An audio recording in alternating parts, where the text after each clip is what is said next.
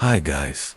Welcome to this quiet space, a place where the world outside begins to fade away, and the only thing remaining is the soft, steady rhythm of a story being told.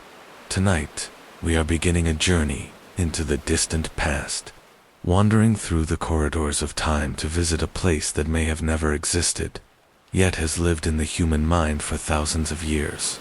We are going to talk about the Lost Continent of Atlantis. But we aren't going to look for it with maps or ships.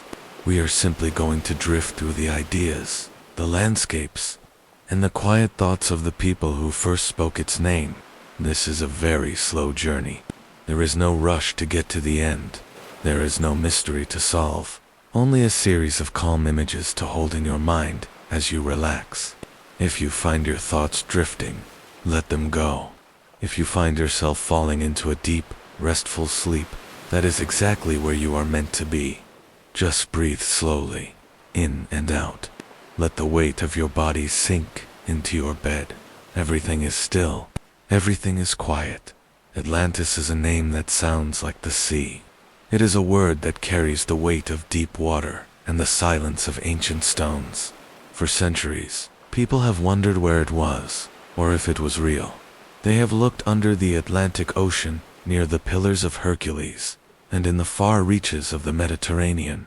But before it was a mystery, it was a story told in a quiet courtyard in ancient Greece, a story told by a philosopher named Plato.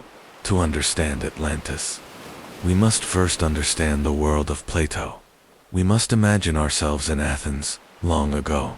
The air is warm and dry. The sun is setting behind the marble columns of the Parthenon, casting long, soft shadows across the stone floor. There is a gentle breeze blowing from the sea, carrying the scent of wild thyme and salty air. In this world, knowledge was shared through conversation. People sat together in the shade of olive trees, speaking in low voices about the nature of the soul, the meaning of justice, and the history of the earth. In ancient Athens, time moved differently. There were no clocks ticking on the walls, only the slow movement of the sun across the sky and the rising of the stars at night. The city was a place of white stone and blue water. It was a place where people valued stillness and thought. Imagine walking through the streets of Athens at dusk. The dust of the day has settled. The goats are quiet in their pens. The olive groves are silver in the moonlight. You might hear the distant sound of a flute, or the murmur of voices from a nearby house. It is a very peaceful place. It is a place for thinking. It is in this atmosphere of calm reflection that our story begins. Plato was a man who looked at the world and saw more than just what was in front of him. He saw patterns. He saw ideas. He believed that the physical world was just a reflection of a deeper, more perfect reality. And sometimes, to explain these deep truths, he used stories. He used allegories. These stories weren't meant to excite or to scare. They were meant to lead the mind into a state of contemplation. They were like seeds planted in a garden. Growing slowly in the quiet of the night, Plato lived in a world where the past was not something found in books, but something carried in the memory. The Greeks looked back at a golden age, a time when gods and heroes walked the earth, and when civilizations rose and fell like the tides. When Plato first wrote about Atlantis, he did so in two of his dialogues, the Timaeus and the Create. These dialogues are not like modern books. They are records of conversations. Imagine sitting in a circle of friends. The lamps are lit, burning low with olive oil. The light is soft and golden. You are listening to a man named Creatus. He is an old man, and his voice is steady and calm. He says he is going to tell a story that has been passed down through his family for generations. He says it is a story that was first told to the great lawgiver Solon by priests in Egypt. The Egyptians were even older than the Greeks. They were the keepers of the deep past. They lived in a land of great rivers and silent deserts, and they remembered things that the rest of the world had forgotten. Critias speaks of a time 9,000 years before his own. He speaks of a world that existed before the Great Flood. In this world, there was an island continent located just beyond the straits that the Greeks called the Pillars of Hercules. Today, we know these as the Strait of Gibraltar. Beyond these pillars lay the vast unknown ocean, and in that ocean, there was Atlantis. It was a land of immense beauty and order. It was a place of concentric circles of land and water, a perfect harmony of geography. But as we listen to Critias, we don't need to see the maps. We only need to feel the stillness of the description. Imagine the water. It is dark and still. It wraps around the rings of the city like a blanket. The city itself is built of red, black, and white stone, quarried from the earth. The buildings are tall and quiet. The gardens are filled with trees that bear fruit all year round. There are fountains of hot and cold water, flowing steadily, making a soft, bubbling sound that echoes through the courtyards. The people of Atlantis were once noble and wise. They lived in a state of balance. They did not value gold or silver for their own sake, but saw them only as materials to beautify their world. They lived simply, even in their greatness. They spent their days in study and in the care of their land. It was a civilization that understood the importance of the earth and the sea. They were sailors, but they were also farmers. They were builders, but they were also thinkers. As you lie there, imagine the fields of Atlantis. They are wide and green, stretching out under a soft, hazy sun. The air is always temperate. There is no winter here, only a perpetual spring. You can hear the sound of the wind moving through the tall grass. It is a long, slow sigh. Everything is in its place. Everything is as it should be. Plato used the story of Atlantis to talk about the ideal state. He wanted his listeners to think about what makes a society strong and what makes it weak. He wasn't interested in the gold or the wars. He was interested in the soul of the city. He described how, over many generations, the people of Atlantis began to change. The divine part of their nature began to fade, and the human part, the part that is restless and never satisfied, began to take over. They became ambitious. They wanted more than what they had. They began to look across the sea at other lands. But even as the story shifts toward this change, the narration remains calm. Because even the rise and fall of civilizations is just part of a natural cycle. It is like the seasons. It is like the breath. Empires rise on the inhale, and they fall on the exhale, in and out, rising and falling. The story of Atlantis is a story of the world's memory. It is a way for us to remember that nothing is permanent, and that there is a quiet beauty in the things that have been lost to time, in the dialogues. Plato describes a conversation between Socrates, Timaeus, Hermocrates, and Critias. They have gathered to speak about the nature of the universe. The atmosphere is intellectual and serene. There is no shouting, no ego. Just a slow, deliberate exchange of ideas. They speak of how the world was created by a craftsman, a demiurge, who wanted the world to be good and beautiful. They talk about the stars and how they move in perfect circles, a silent dance that has been going on since the beginning of time. They talk about the elements earth, air, fire, and water, and how they are held together in a delicate balance. It is within this grand, cosmic context that the story of Atlantis is placed. It is not just a legend. It is a piece of a much larger puzzle. It is a way of understanding our place in the vastness of history. Think about the library of your mind. It is a very quiet place. The shelves are filled with stories that have no ending. Atlantis is one of those stories. It sits on a shelf, dusty and silent, waiting for someone to walk by and wonder about it. In the ancient world, stories were not just entertainment. They were a way of holding on to the truth.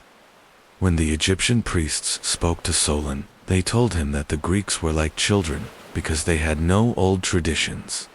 They had forgotten their own history because of the many destructions that had come upon the earth. But the Egyptians remembered. They kept records in their temples. They watched the stars. They knew that time is much longer than a human life. They knew that the earth has a very long memory. And so, the story of Atlantis is a gift of memory. It is a way of reaching back across the millennia to touch a world that was once vibrant and full of life. The city of Atlantis was said to be a marvel of engineering, but even the engineering was calm. The canals were deep and wide, allowing ships to pass through in silence. The bridges were made of massive stones, fitted together so perfectly that they seemed to be a part of the natural landscape. There were groves of trees dedicated to the gods, where the only sound was the rustling of leaves. The kings of Atlantis met every few years to discuss the laws and to ensure that justice was being maintained. They met in a temple of Poseidon, a great building covered in silver and gold, but inside, the atmosphere was one of solemnity and peace. They wrote their laws on a pillar of Orichalcum, a mysterious metal that glowed like fire. But the fire was not hot.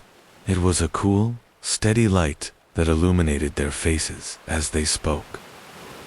I am so glad you have returned to this quiet space, this little corner of the night, where time doesn't seem to matter quite as much.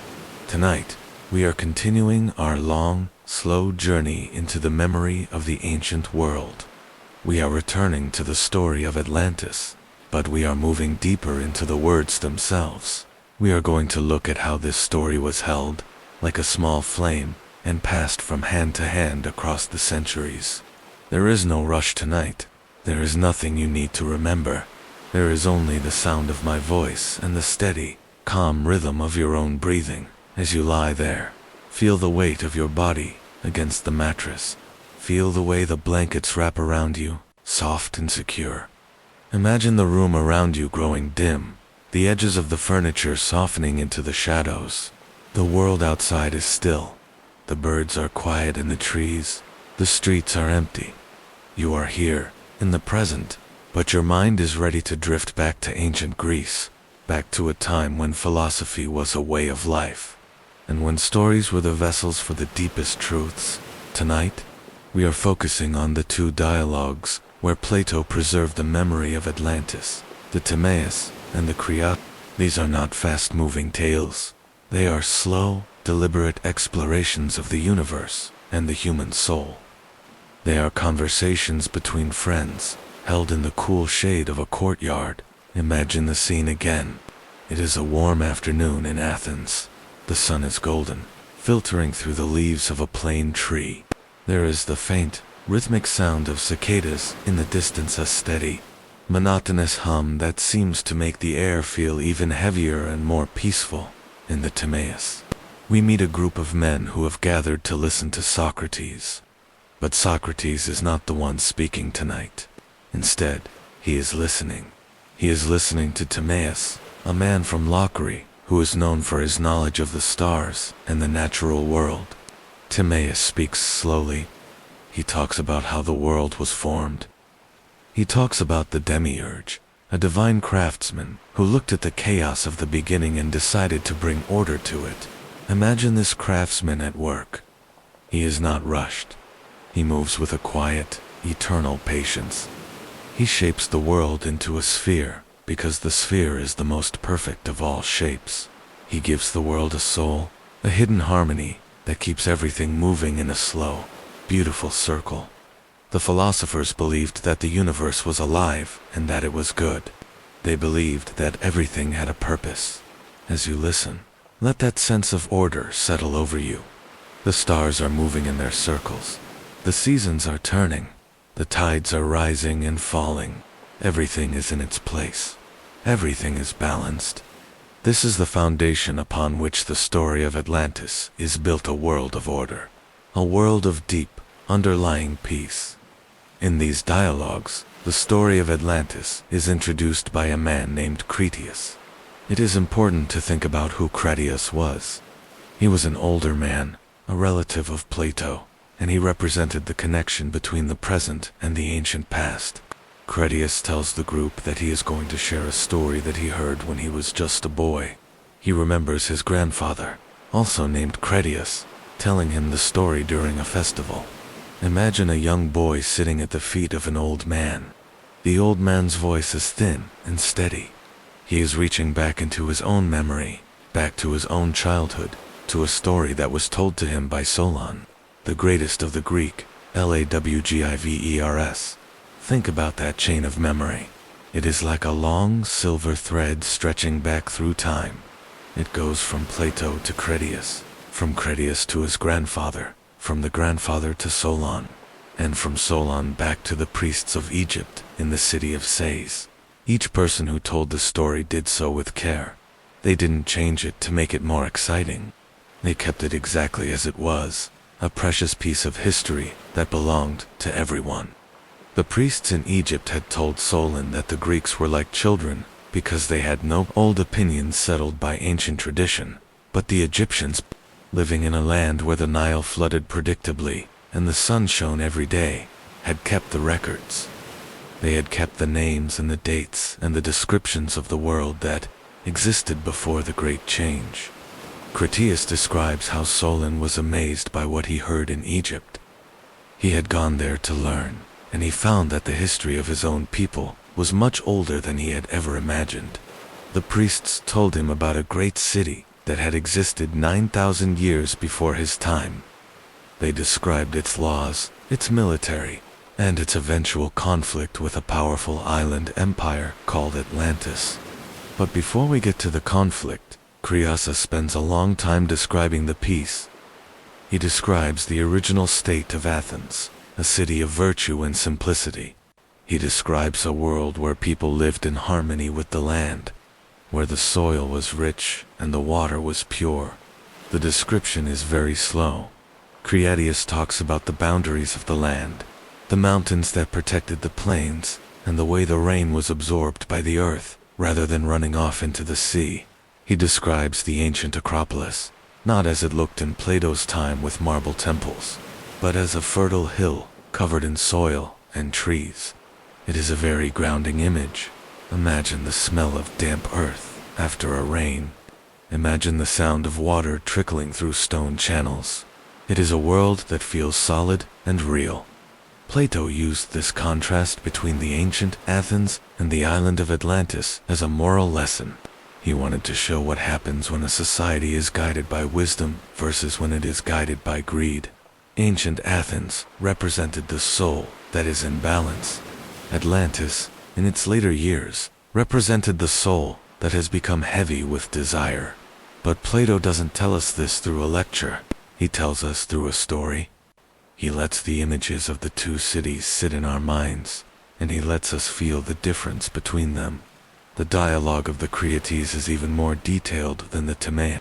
It goes into the very specific geography of the island, but it starts with the origin of the people. Critias tells us that the gods divided the earth among themselves.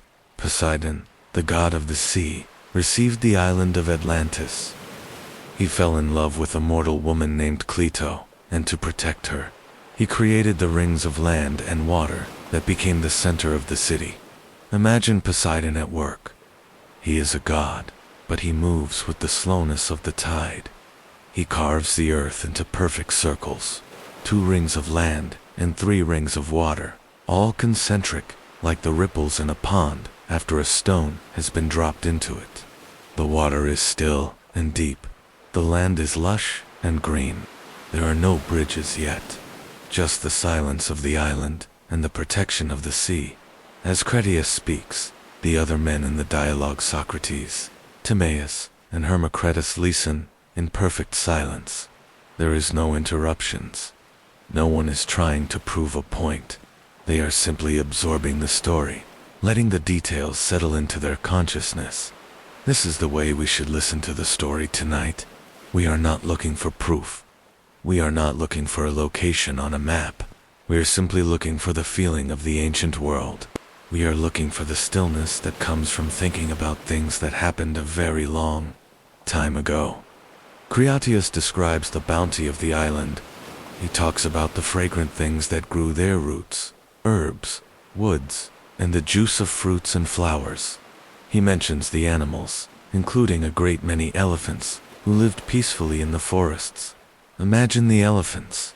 They are slow-moving giants.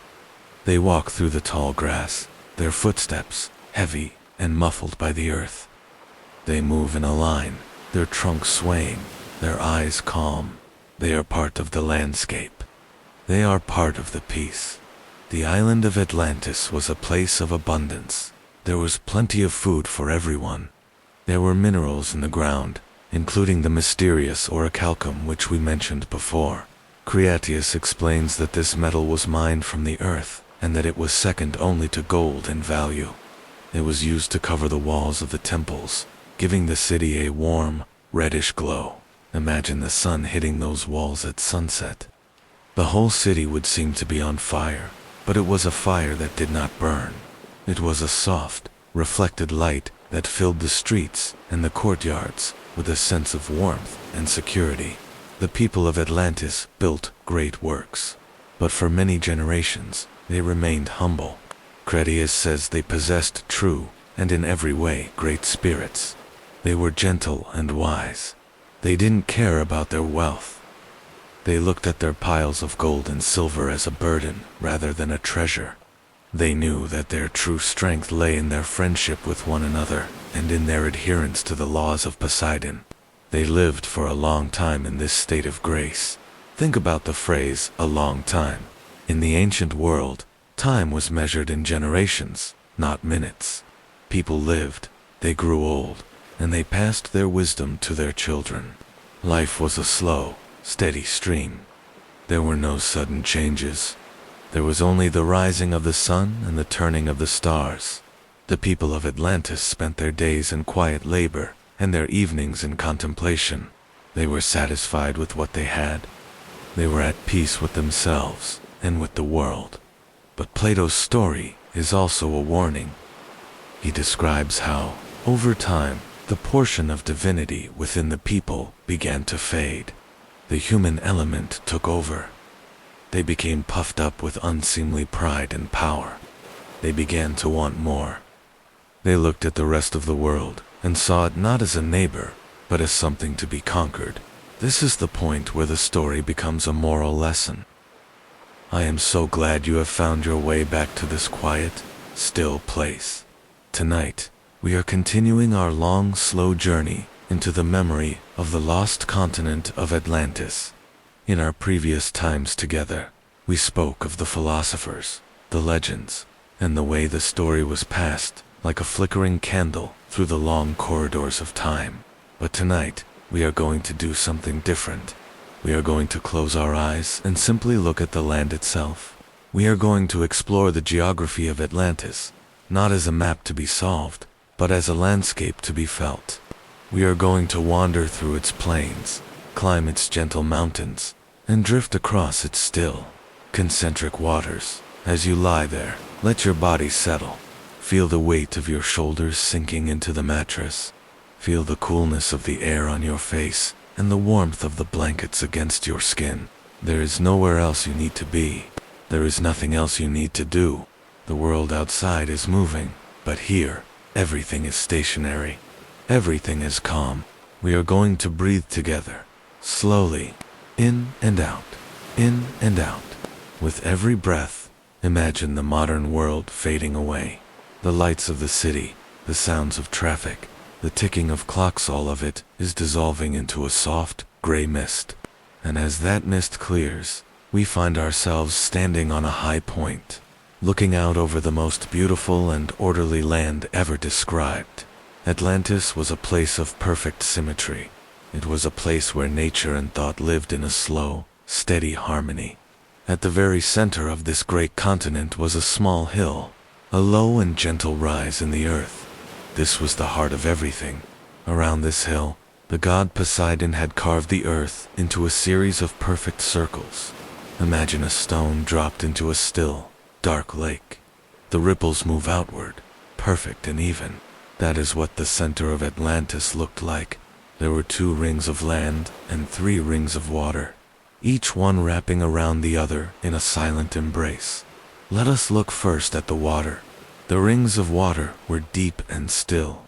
They weren't like the restless ocean outside the island. They were like mirrors. In the early morning, before the sun had fully risen, these rings would be covered in a thin, silver mist. The water was so dark and so quiet that you could not tell where the liquid ended and the air began. If you were to dip your hand into that water, it would feel cool and soft, like silk.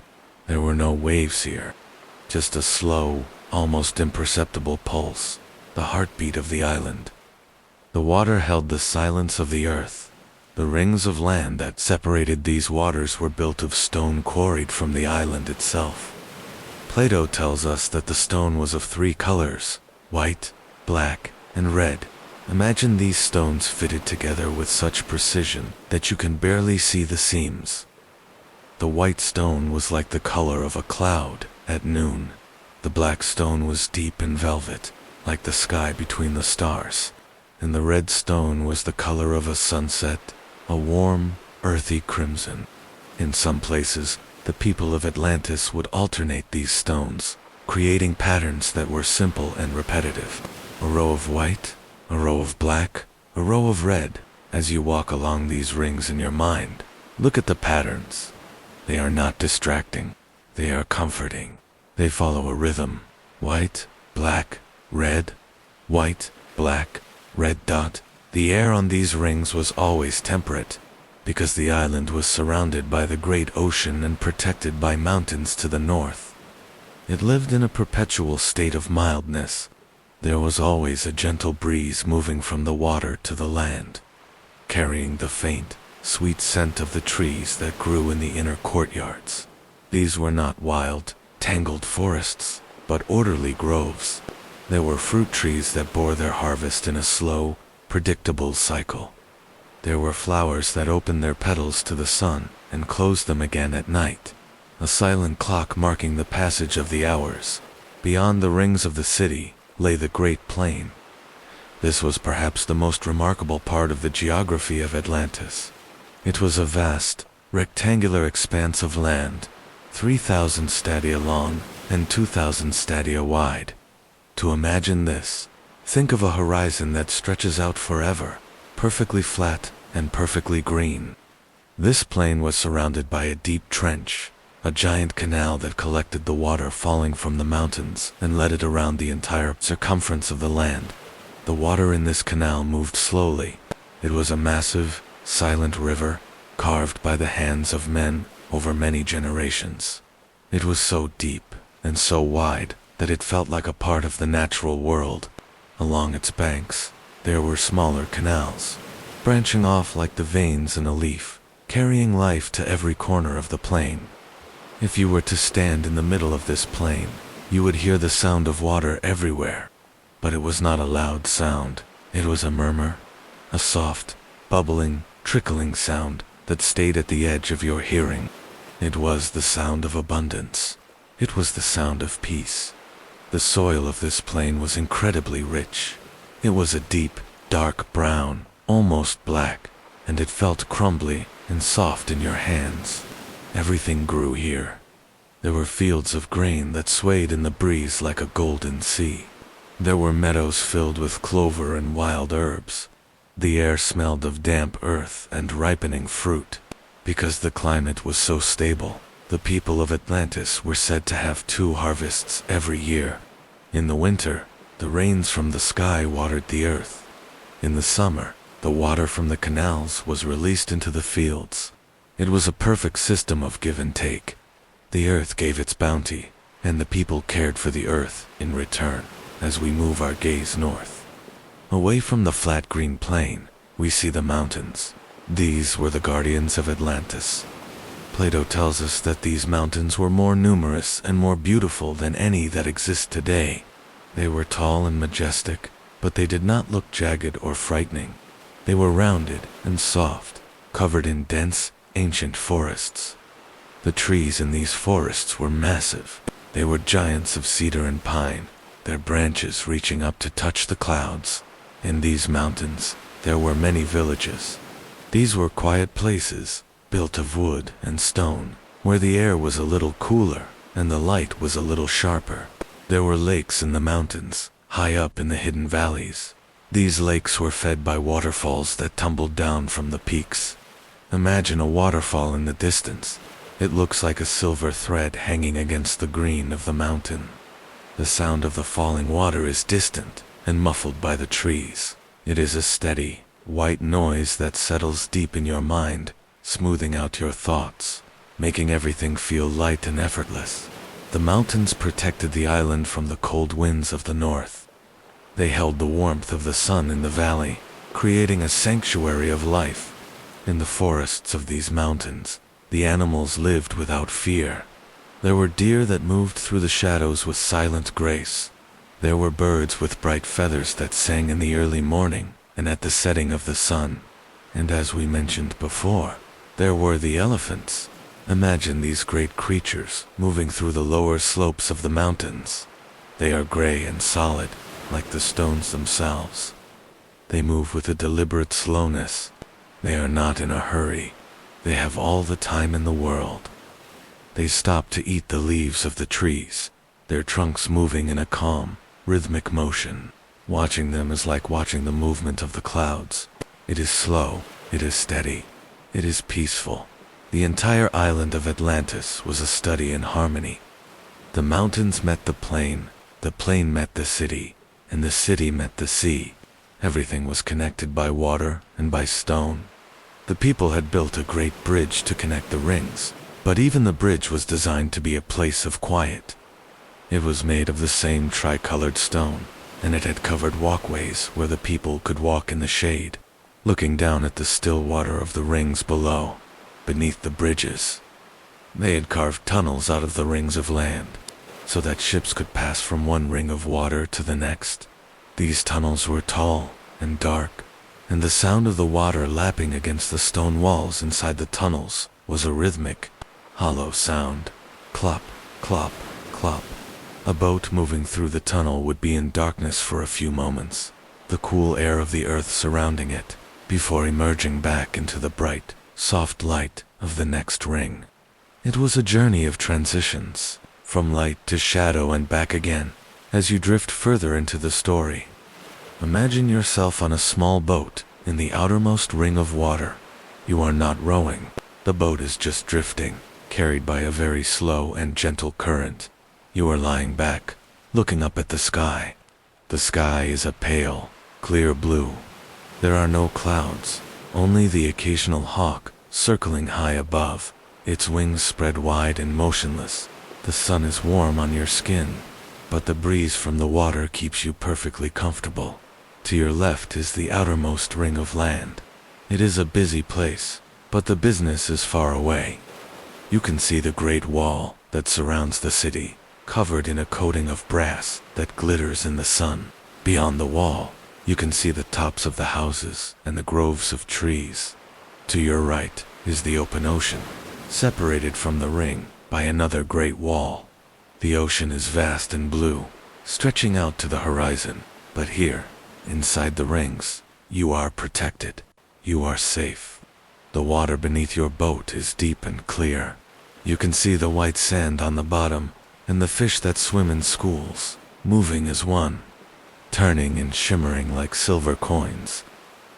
We are drifting back to the Lost Continent of Atlantis for the fourth part of our journey. We have looked at the philosophy, the history, and the vast, circular geography of this ancient world. But tonight, we are going to step closer. We are going to lower our voices even more and look at the simple, quiet lives of the people who walked those tricolored stone streets and tended the fields of the Great Plain. As you lie there, let the world around you continue to soften. Feel the air in the room, still and cool. Feel the weight of your limbs, becoming heavier with every slow breath you take. There is no hurry tonight. There is no story to finish, only a series of calm, slow moments to inhabit. Imagine that you are no longer a visitor looking down at a map, but a quiet observer, standing in a sun-drenched courtyard in the heart of Atlantis, thousands of years ago. The sun is warm, the air is still, and life is moving at the pace of a slow-growing tree. Daily life in Atlantis was defined by a profound sense of order and peace. The people did not live in a rush. They did not have the concept of being late or the burden of a ticking clock. Their lives were governed by the natural rhythms of the sun. the moon, and the tides that pulsed against the outer walls of the city. To understand their day, we must understand the way they woke. Imagine the first light of dawn touching the central hill of the city. The silver roof of the Temple of Poseidon catches the pale light, reflecting a soft, pearly glow onto the surrounding houses. People wake not to a loud sound, but to the gradual brightening of the sky and the gentle song of the birds in the garden groves. They rise slowly. Their first act of the day is often a simple one, walking to a basin of cool water, perhaps carved from that smooth, white stone we spoke of before.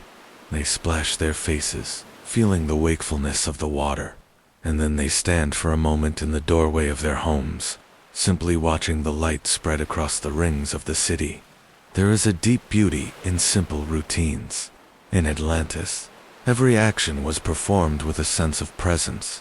Preparing a meal was not a task to be finished, but a ceremony to be enjoyed. The food was simple and derived entirely from the bounty of the island. Imagine a morning meal. It might consist of a bowl of dark, heavy grain, grown in the Great Plain and ground slowly by hand. This grain would be boiled in fresh spring water until it was soft and warm. They would add a drizzle of honey, gathered from the hives in the northern mountains, honey that tasted of wild thyme and lavender. As you think about this meal, imagine the steam rising from the bowl in a slow, swirling ribbon. The scent is earthy and sweet. There is also fruit figs that are so ripe they have begun to crack, revealing their soft pink centers, and bunches of small dark grapes that are cool from the night air. The people eat slowly, sitting on low benches made of polished wood. They do not talk much in the mornings. They prefer to listen to the sounds of the waking city, the distant lap of water in the canals, the rustle of leaves, the soft footsteps of a neighbor walking on the sand-covered paths. Agriculture was the heartbeat of the island. While the city was a marvel of architecture, it was the land that sustained the spirit of the people. In the Great Plain, the farmers worked in a state of meditative calm. They did not use heavy machinery or loud tools. They worked with the earth, using wooden plows and soft-handed techniques passed down through generations. Imagine a farmer in the middle of the Great Plain. He is wearing a simple tunic of undyed linen, which is light and breathable in the sun. He is walking behind a pair of oxen. The oxen are slow and steady. Their breath is a rhythmic huff, a cloud of mist in the early morning air. The plow turns the dark, rich soil, revealing the damp earth beneath. The farmer follows the furrow, his feet sinking slightly into the soft ground. He is not thinking about the harvest months away. He is thinking about the turn of the earth in this very moment. He is part of the soil. He is part of the cycle. The irrigation system, those vast canals we described, required very little effort to maintain because they were designed so perfectly. Once or twice a day, a farmer might walk to a stone gate at the edge of his field. He would lift a wooden lever, and the water from the canal would flow into the smaller channels with a soft, gurgling sound. Glug, glug, glug.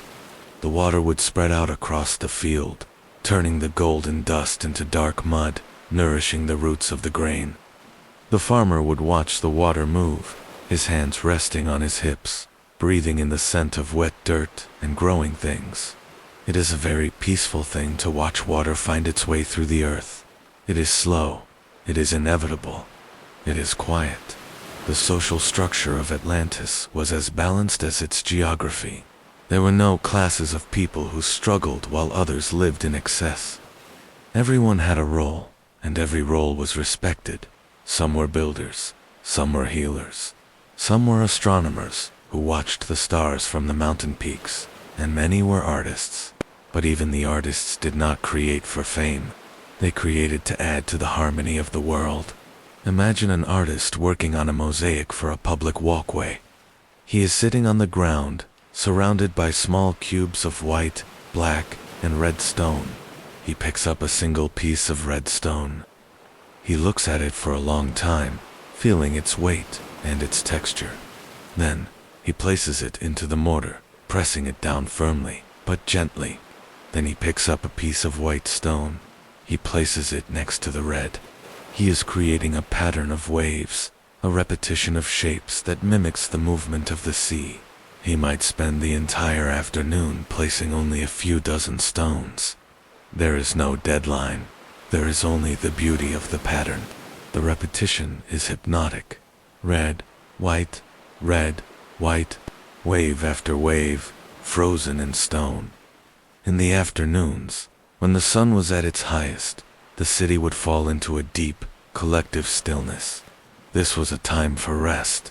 The people would retreat into the shade of their homes, or the cool arcades of the public buildings. These buildings were designed with high ceilings and thick stone walls that held the coolness of the night long into the day. Imagine lying on a cool stone floor in a quiet room in Atlantis. You can see the light reflecting off the water in the canal outside, dancing in ripples across the ceiling. Shimmer, fade, shimmer, fade. The air is perfectly still. You can hear the sound of a distant flute, played by someone in a far-off garden. The notes are long and slow, drifting on the air like fallen leaves. You don't need to move. You don't need to think. You just exist in the cool, shaded silence of the afternoon. The people of Atlantis valued conversation, but they valued silence even more.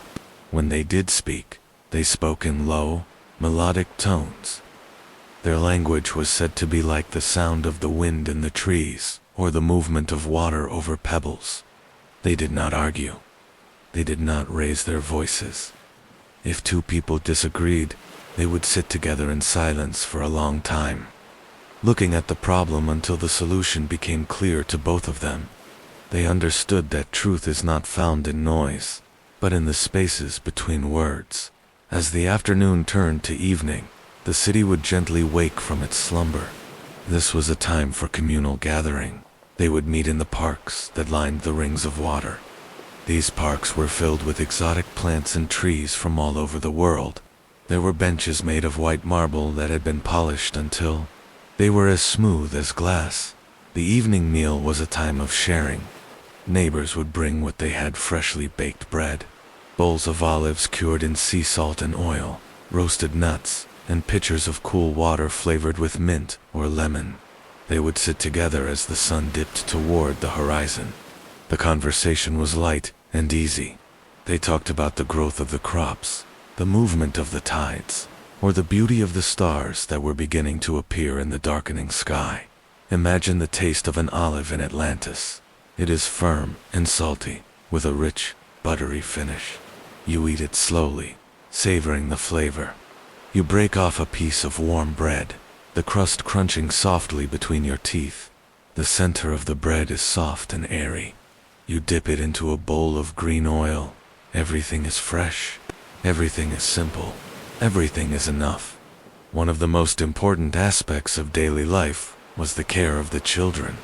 In Atlantis, children were seen as the keepers of the future memory. They were not rushed through their childhood. They spent their days playing in the gardens, learning about the plants and animals, and listening to the stories told by the elders. Imagine a group of children sitting in a circle around an old woman. She is telling them about the origin of the island, about how Poseidon carved the rings of water with his trident. Her voice is like the rustle of dry grass. The children listen with wide eyes, but they are not excited. They are absorbed. They are learning the rhythm of their world. They are learning that they are part of a long, unbroken chain. They feel safe. They feel loved. They feel the permanence of the island beneath them. The evenings ended with a slow walk to the water's edge. This was a ritual for many Atlanteans. They would stand on the innermost ring of land, looking across the water toward the central hill. The temple of Poseidon would be lit by small lamps filled with scented oil. The flickering lights would reflect in the still water, creating a path of gold that seemed to lead directly to the heart of the city. We are continuing our long, slow journey into the memory of the lost continent of Atlantis. This is the 5th part of our exploration, and as we have done before, we are going to let the world of the present dissolve into a soft, gray mist. We are going to drift back through the centuries, past the noise and the light, until we are standing once again in the center of that great, circular civilization. Tonight, our focus turns toward the leaders of this world, the kings of Atlantis. But we are not going to talk about politics in the way we understand it today. We are not going to talk about power, or conflict, or ambition. Instead, we are going to look at governance as a form of harmony. We are going to look at the kings as the stewards of a great, natural balance. As you lie there, let your body settle into the mattress. Feel the weight of your head on the pillow. Feel the way your breath moves in and out, a slow and steady rhythm that matches the pulse of the ancient earth. There is no rush. There is no urgency. The story of the kings of Atlantis is a story of order, a story of symmetry, and a story of deep, abiding peace. Imagine a world where leadership was not about being above others, but about being at the center of a circle, holding everything together with a quiet and steady hand. This is the world we are entering tonight. According to the accounts of Plato, the governance of Atlantis began with the god Poseidon and the 10 sons he had with the mortal woman Cleito. These 10 sons were born in 5 pairs of twins, and they were the original architects of the Atlantean order. To each of them, Poseidon gave a portion of the island to rule, but he did so in a way that ensured no one would ever be in competition with another. The eldest son was named Atlas, and it was from him that the island and the surrounding ocean took their names. Because he was the firstborn, he was given the central hill and the surrounding rings of land, the very heart of the empire. His 9 brothers were given the other regions of the continent, each according to a perfect division of the land. Think about the names of these brothers, and listen to the way they sound, low and steady, like the humming of the earth. There was Gadeirus, who ruled the region nearest the Pillars of Hercules. There were Amphirs and Evamon, Manasses and Autochton, Elasippus and Mestor, and finally Azos and Diapre. These 10 men were not just kings. They were the foundations of the state. They lived for many years, and they passed their wisdom down through their lineages in an unbroken chain of peace. The divine portion of their nature was strong in those early generations. They saw themselves as part of a sacred geometry, a pattern of 10 that reflected the harmony of the cosmos. Imagine the 10 kingdoms. They were not divided by walls or fences, but by the natural features of the landscape, by the rivers, the mountain ridges, and the great canals. Each king was responsible for his own land, but they all worked together as if they were a single body. If the mountains in the north produced an abundance of timber, it flowed down the canals to the coastal regions. If the plains in the south produced a surplus of grain, it was shared with the mountain villages. There was no hoarding. There was no greed. There was only the slow, steady flow of resources, like the movement of water through the rings of the city. Everything was in its place. Everything was shared. The kings lived in a state of constant communication, but they did not meet every day. They understood that a well-ordered world does not need constant interference. Most of the time, they lived in their own regions, tending to the needs of their people and the health of the soil. But every 5th or 6th year alternating between the two, to honor both the even and the odd numbers, the 10 kings would gather at the center of the island. They would travel from their distant provinces, moving slowly across the great plain and through the concentric rings of water, until they reached the central hill and the great temple of Poseidon. Imagine this gathering. It did not take place in the heat of the day or under the bright light of the sun. It took place at night, under the silver glow of the moon and the vast, silent canopy of the stars. The kings would arrive in silence. They did not bring large armies or noisy entourages. They came as brothers, walking on the soft white sand of the temple courtyards. They wore long, simple robes of a deep azure blue, a color that matched the depths of the ocean from which their father had come. The fabric was heavy and soft, trailing behind them on the stone floors with a gentle hiss. Inside the temple, there was a pillar made of Orichalcum. We have spoken of this mysterious metal before, the metal that glowed with a cool reddish light. On this pillar, the laws of Poseidon had been engraved by the first kings. These were not complex or confusing laws. They were simple principles of balance.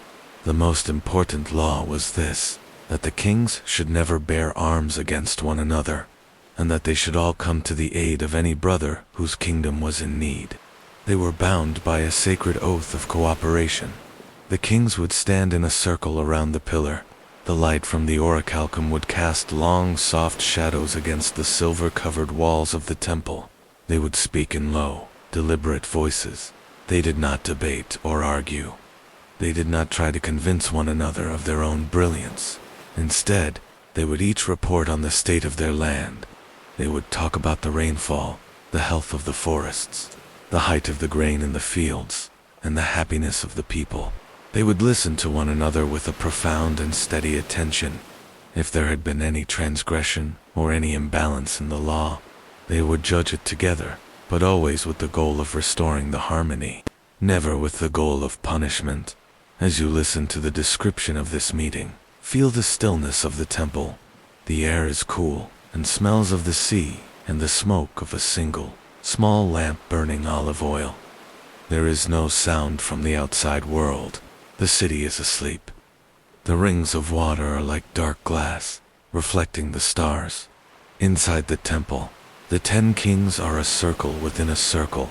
Their presence is solid and reassuring. They are the guardians of the world's peace. They are the keepers of the rhythm. Governance in Atlantis was like the movement of the tides, predictable, slow, and inevitable. The kings understood that they were not the masters of nature, but its servants. They watched the stars, not just for beauty, but to understand the timing of the seasons. They knew that when certain constellations rose over the mountains, it was time to open the sluice gates of the canals. They knew that when the moon was in a certain phase, it was time to harvest the medicinal herbs that grew on the slopes of the hills. Their rule was an extension of the natural law. Because they followed the order of the universe, their people lived in a state of effortless order. Think about the concept of the divine portion that Plato mentioned. This was the part of the Atlantean soul that was connected to the gods, the part that was wise, calm, and virtuous. For many centuries, this portion remained dominant in the kings.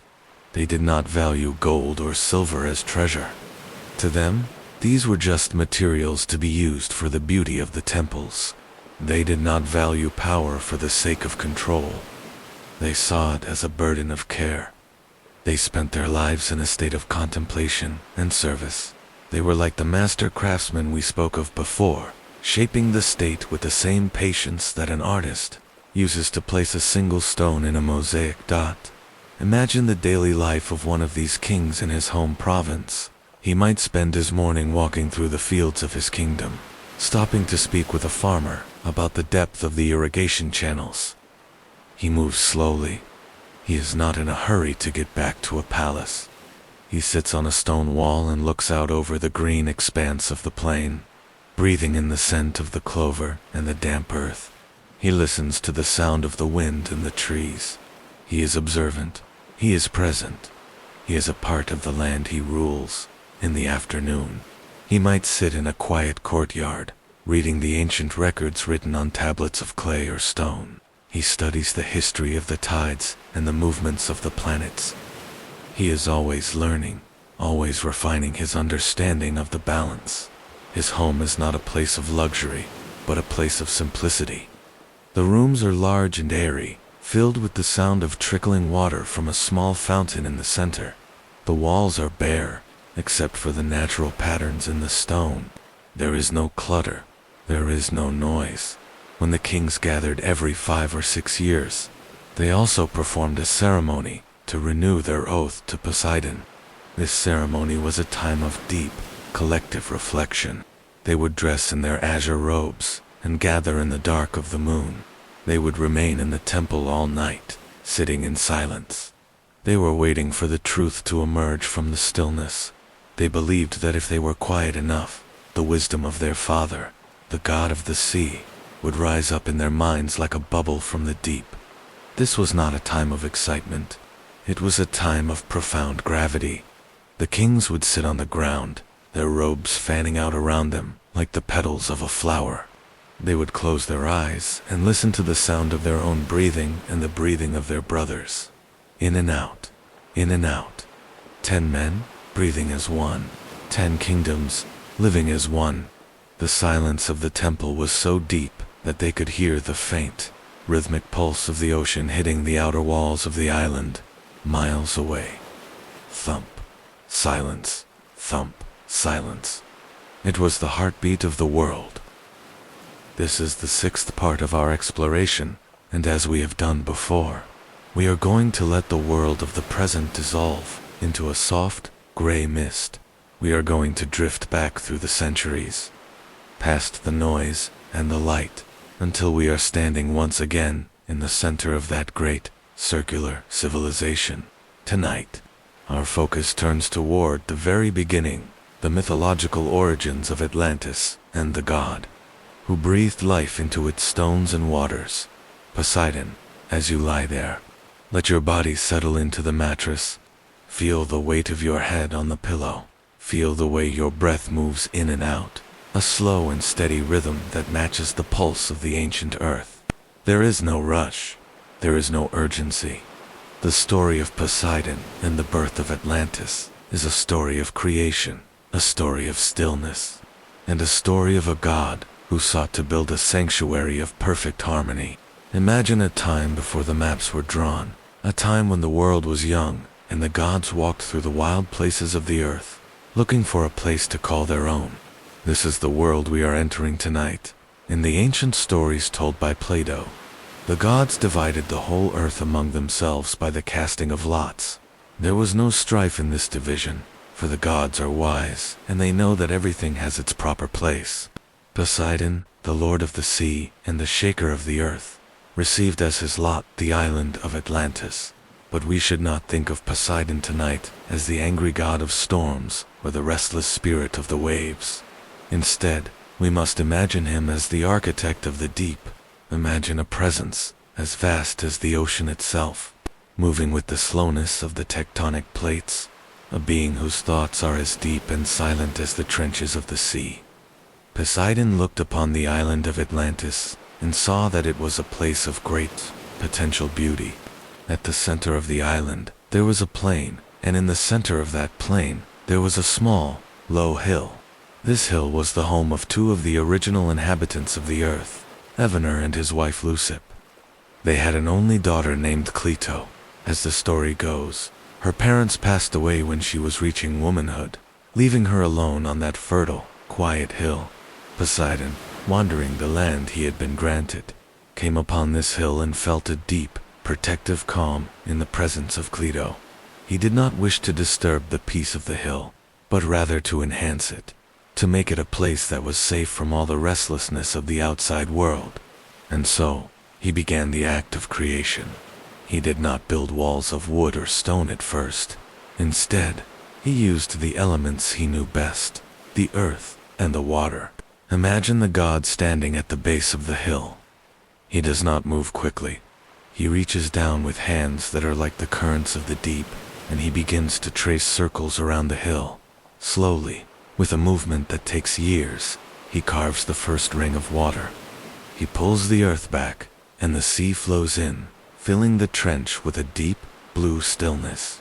Then, he carves a ring of land, leaving a perfectly circular path for the sun to touch, and then another ring of water, and another of land, and finally, a third ring of water.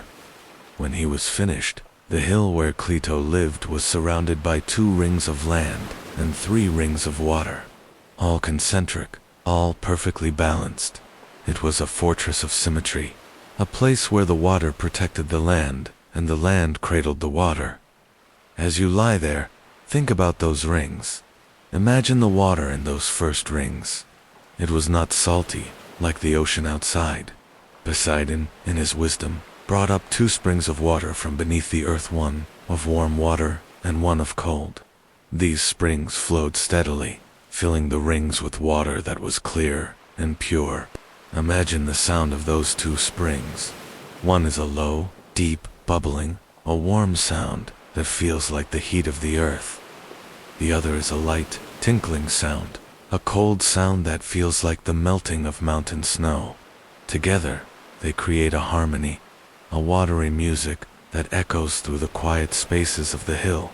The air on the hill was always temperate, for the god had balanced the hot and the cold springs so perfectly that the seasons seemed to blend into one another. There was no harsh winter and no scorching summer. There was only a perpetual evening, a time of soft light and long shadows. Plato lived in this sanctuary, surrounded by the beauty of the plants that Poseidon caused to grow from the rich soil. There were trees that bore fruit of every kind, and flowers that smelled of honey and salt. Think about the word sanctuary. It is a soft word. It is a quiet word. Atlantis began as a sanctuary. It was a place where the divine and the mortal met in a state of absolute peace. Poseidon was not a distant ruler. He was a gardener, a builder, a presence that ensured that every leaf and every drop of water was in its proper place. He watched over the hill as the years passed, watching as the sun rose over the eastern ocean and set over the western horizon, marking a time that was measured not in hours, but in the slow growth of the cedar trees. Poseidon and Plato had 10 sons, the 5 pairs of twins we spoke of in our previous journey. But before they were kings, they were children of the myth.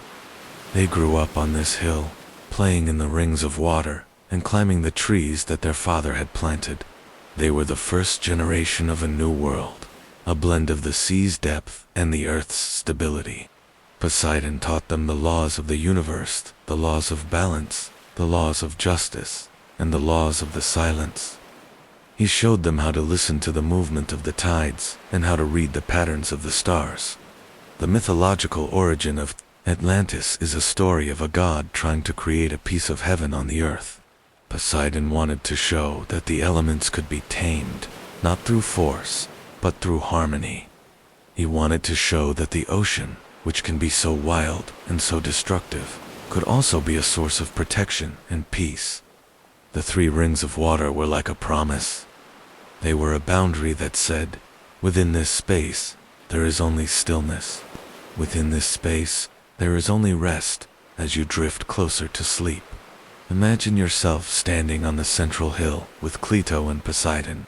You are looking out over the rings. The water is so still that it reflects the sky like a mirror. You can see the stars in the water as clearly as you can see them in the heavens. The air is filled with the scent of the 2 springs, the warm steam and the cold mist mixing together into a soft, invisible blanket. You breathe it in. It is the breath of the beginning. It is the breath of the myth. The story of Poseidon and Atlantis reminds us that everything comes from the water, and everything returns to it. The sea is the great mother of all things, and Poseidon is its guardian. In the myth, he is not just the god of the sea. He is the god of the Anasagios, the earth shaker. But tonight, his shaking is not an earthquake. It is a gentle vibration, the low hum of the planet as it turns on its axis. It is a vibration that you can feel in your own body, a steady, rhythmic pulse that tells you that you are grounded, that you are safe, and that you are part of the world's ancient memory. Think about the way the god shaped the land. He did not use tools of iron. He used his will. He thought of a circle, and the earth became a circle. He thought of a mountain, and the stone rose up to meet the sky. He thought of a spring, and the water burst forth from the dark places of the ground. This is the power of the myth, the power of thought to create a world of peace. You can do this too, as you fall asleep. You can think of your own rings of protection. You can think of your own central hill, a place where you are safe and where the world cannot reach you. Imagine the first ring of land. It is made of that white stone we spoke of, smooth and cool. It represents your physical body, resting and heavy. Imagine the second ring of land, made of the red stone, warm and glowing. It represents your heart, beating slowly and steadily. And imagine the central hill, the place of the black stone. deep and silent. It represents your mind, letting go of the day and sinking into the dark, quiet spaces of sleep. The rings of water between these lands are the layers of your relaxation. The first ring of water washes away the worries of the day. The second ring of water washes away the thoughts of tomorrow. And the third ring of water, the deepest and stillest of all, is the water of the dream world. It is the water that carries you away, weightless and calm, into the deep history of the soul. In the mythology of Atlantis, Poseidon eventually retreated. He left the island to his sons and their descendants, returning to his palace in the depths of the ocean. But his presence never truly left the land. He was in the salt of the air, the rhythm of the tides, and the blue of the horizon. He was the silent witness to the rise and fall of the empire. It was the memory of the beginning. Tonight, we are returning to that beginning. We are looking at the world through the eyes of the first god. We are seeing the island as he saw it, a perfect, unblemished jewel sitting in the vastness of the sea. There are no cities yet. There are no palaces or harbors. There is only the hill, the rings, and the two springs. There is only the silence of the god and the peace of the woman. It is a world of pure potential. It is a world of pure rest. Breathe in the myth. Let it fill your mind with images of blue and silver, of stone and water. Let the story of Poseidon settle over you like a soft, velvet cloak. You are not just listening to a story. You are inhabiting it. You are the water in the rings. You are the stone in the walls. You are the air on the hill. You are the silence of the god. Welcome back to this quiet space, this little corner of the night, where the world outside is kept at a distance, and the only thing that matters is the slow, steady rhythm of our journey. I am so glad you have returned. Tonight, we are venturing into the 7th part of our exploration of the Lost Continent of Atlantis. We have seen the rings of land and water. We have felt the calm wisdom of the kings, and we have breathed in the mythology of Poseidon. But tonight, we are going to look at the substance of the island itself. We are going to feel the weight of the metals, the richness of the earth, and the quiet, steady flow of trade that connected Atlantis to the rest of the world. As you lie there, let your body sink deeper into the bed. Feel the heaviness of your limbs, the softness of the pillow beneath your head, and the steady, quiet rise and fall of your chest. There is no hurry tonight. There is nothing to achieve. We are simply going to drift through the subterranean depths of the island, into the mines where the earth gave up its treasures, and out onto the great harbor where ships moved like silent shadows across the water. Imagine the room around you is dissolving into a soft, golden mist.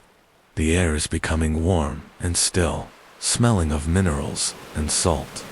We are standing on the edge of the Great Plain, looking toward the mountains where the wealth of Atlantis began. Atlantis was a land of immense natural abundance. Plato tells us that the earth there produced everything a civilization could need. But it was the minerals within the earth that gave the island its legendary weight and stability. Within the mountains to the north, there were deep, cool mines where the people gathered the metals of the earth. Imagine walking into one of these mines. It is not dark or frightening. It is lit by small lamps filled with olive oil, casting a soft golden light against the walls. The walls are not just rock. They are veins of color. You can see the dull, heavy gleam of lead, the bright, white sparkle of tin, and the warm, reddish glow of copper. The mining in Atlantis was a slow and deliberate process. There was no clatter of machines, only the steady, rhythmic sound of stone picks hitting the ore. Thump, silence, thump, silence. The workers moved with the same calm grace as the farmers in the fields. They respected the earth. They took only what was needed, and they did so with a sense of gratitude. Imagine the copper being pulled from the rock. It is heavy and cool in your hands. It feels solid. It feels like the heart of the mountain. This copper would be carried down the mountain paths on the backs of slow-moving oxen, moving through the forests of cedar and pine. down toward the city where it would be transformed into the tools and the decorations of the empire. But the most famous resource of Atlantis, the one that everyone remembers, was Orichalcum. Plato tells us that after gold, it was the most precious of metals. It was a substance that existed in many parts of the island, mined directly from the ground. Orichalcum is a word that sounds like the earth itself.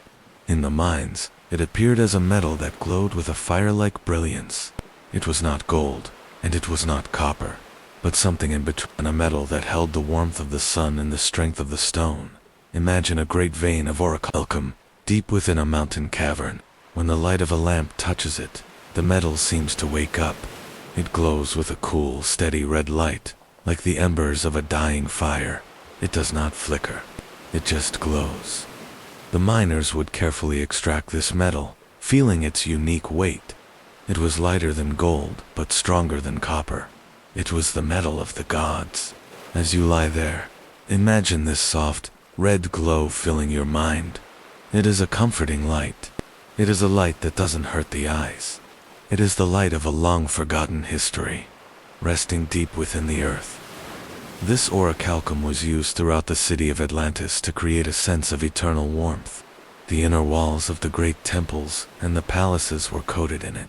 Imagine walking along the rings of the city as the sun begins to set. The outer wall of the city, the one that surrounded the largest ring of water, was coated in brass, giving it a bright, golden shimmer.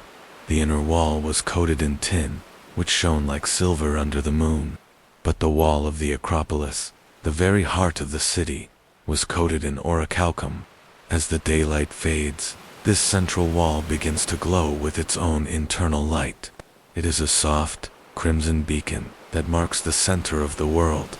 It is a reminder that the wealth of Atlantis was not just something they owned, but something that lived within the very skin of their city.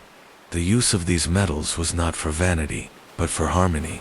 The people understood the properties of the earth. They knew that gold was the metal of the sun, and they used it to cover the roofs of the temples so that the city would always be connected to the heavens. They knew that silver was the metal of the moon, and they used it for the inner sanctuaries where silence was most important. They knew that orichalcum was the metal of the island's soul, and they used it to protect the most sacred spaces. Think about the feeling of these metals. Gold is soft and warm. Silver is hard and cool. Copper is solid and earthy. Orichalcum is glowing and ethereal. Together, they formed a palette of resources that made Atlantis feel like a place where the earth had been perfected. There was no scarcity. There was no competition for these treasures. The mountains were vast, and the earth was generous. The people lived in a state of quiet abundance, knowing that the ground beneath their feet was filled with everything they could ever desire. But the wealth of Atlantis did not stay only within its own borders. Because of its location beyond the Pillars of Hercules, the island was a hub for the trade routes of the ancient world. The great harbor of Atlantis was a marvel of organization and peace. Imagine a vast, circular harbor, large enough to hold hundreds of ships, yet as quiet as a library. The water in the harbor was kept still by the great walls that protected it from the waves of the Atlantic. Ships arrived from the opposite continent, the land we might now call the Americas, and from the islands of the Mediterranean. These ships were made of heavy wood, with large linen sails that caught the wind and moved the vessel slowly across the blue expanse of the sea. They arrived in the harbor with their holds filled with exotic woods, strange fruits, and fabrics that felt like water against the skin. The trade in Atlantis was not a loud or chaotic affair. There were no shouting merchants or crowded marketplaces. Instead, the goods were unloaded with a sense of ceremony. Imagine a ship pulling up to a stone dock made of that white and black rock. The sailors move with a quiet efficiency, securing the ropes, lowering the sails. The goods are brought onto the land bales of purple cloth, jars of rare oils, crates of spices that smell of cinnamon and cloves. The air in the harbor is a thick, pleasant mixture of salt air and foreign scents. It is an air that speaks of the vastness of the world and the connection between all people. The trade routes were like the veins of the empire, carrying the lifeblood of different cultures to the heart of the island. The people of Atlantis welcomed these goods, not because they needed them to survive, but because they valued the diversity of the world. In return, they traded their Orichalcum, their fine grains, and the beautiful crafts made by their artisans. This exchange was a slow, steady pulse. A ship arrives. A ship departs. The harbor remains still. The water remains blue. The balance is maintained. Think about the word abundance. It is a heavy, comfortable word. It means there is more than enough. In Atlantis, abundance was the foundation of their calm. When you know that the mines are full, that the fields are fertile, and that the ships are arriving with treasures from across the sea, you can afford to be still. You can afford to be patient. The economy of Atlantis was an economy of peace. There were no debts, no taxes that burdened the soul, and no hoarding of wealth. Everything flowed. Everything circulated. It was a world that understood that true wealth is not what you keep, but what you allow to move through your life as you lie there. Imagine the great canal that led from the sea to the inner harbor. It was 50 stadia long and 300 feet wide. It was deep enough for the largest ships to pass through. Imagine being on one of those ships, moving slowly through the canal. On either side of you are the high, stone walls of the city rings. You can see the people walking on the bridges above, their blue robes fluttering in the breeze. You can see the gardens that line the banks, filled with trees that hang over the water. The sound of the ship moving through the canal is a soft, rhythmic splashing. Swoosh, swoosh. The water is pushed aside and then settles back into place. You are moving toward the center. You are moving toward the heart of the abundance, the resources of Atlantis. Also included the great forests of the northern mountains. These were forests of giant trees that had stood for 1,000 years. The wood from these trees was as hard as stone and as fragrant as incense. It was used to build the great halls of the kings and the beams of the temples. Imagine the interior of a palace in Atlantis. The air is cool and smells of cedar. The floors are made of polished wood that feels smooth under your feet. The furniture is simple and elegant, carved from the same dark timber. There is a sense of weight and permanence in these buildings. They do not feel like they were built in a day. They feel like they grew out of the earth itself. It is so good to have you here again, in this quiet, still space we have built together over these many nights. I hope you are feeling comfortable. I hope you are feeling the weight of the day beginning to lift, replaced by the soft, heavy blanket of the evening. Tonight, we are venturing into the 8th part of our long, slow journey through the memory of Atlantis. We have explored the rings of the city, the depth of the mines, and the quiet wisdom of the kings. But tonight, we are going to look at how that peace moved outward. We are going to explore the expansion of Atlantis not as a series of battles or a timeline of conquests, but as a slow, steady ripple moving across a perfectly still pond. As you lie there, let your shoulders drop. Let your hands rest loosely at your sides. Feel the rhythm of your breath. It is a slow, rhythmic tide. In and out, in and out. Imagine that the room around you is filling with a soft, blue light, the color of the deep ocean at twilight. The walls are fading. The ceiling is becoming a vast, dark sky filled with ancient stars. We are standing on the outermost wall of Atlantis, looking out past the pillars of Hercules. We are watching the influence of this great civilization as it moves quietly across the world. There is no noise. There is no conflict. There is only the steady, inevitable spread of order and harmony. In the early centuries of the Atlantean Empire, the divine portion of the people was still pure and strong. They did not look at the horizon with a desire to take. They looked at it with a desire to share the balance they had found. Their expansion was like the growth of a great tree, its roots reaching deep into the earth, and its branches stretching slowly toward the sun. They moved into the lands around them, into the Mediterranean, and toward the great opposite continent carrying with them the knowledge of the rings, the stone, and the water. Imagine a group of Atlantean ships embarking on a journey of expansion. These were not ships of war. They were massive, slow-moving vessels made of heavy cedar, their sails wide and white like the wings of a great bird. They moved with the currents, guided by the stars and the silent wisdom of the sea. There was no shouting on these ships. The sailors moved with a practiced, rhythmic calm. They understood that the ocean was not an obstacle to be overcome, but a path to be followed. As you watch these ships move away from the golden walls of the city, see how they disappear into the mist, one by one. They are moving toward the coast of Libya, toward the lands of Tyrrhenia, and toward the distant western horizon.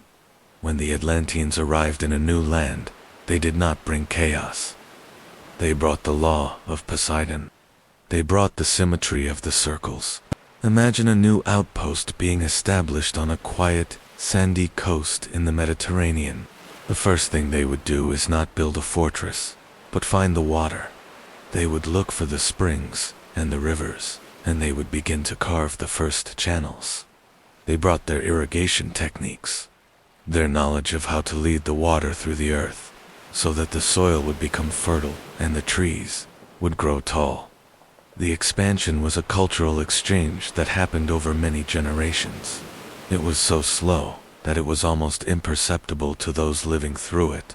An Atlantean outpost would grow into a village, and a village would grow into a city, all designed with the same concentric logic as the mother city.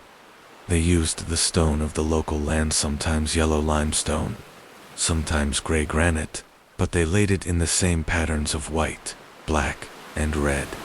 They were creating a network of harmony, a series of smaller circles that all looked back toward the great center.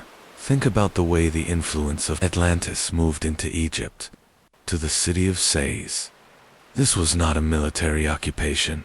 It was a meeting of minds.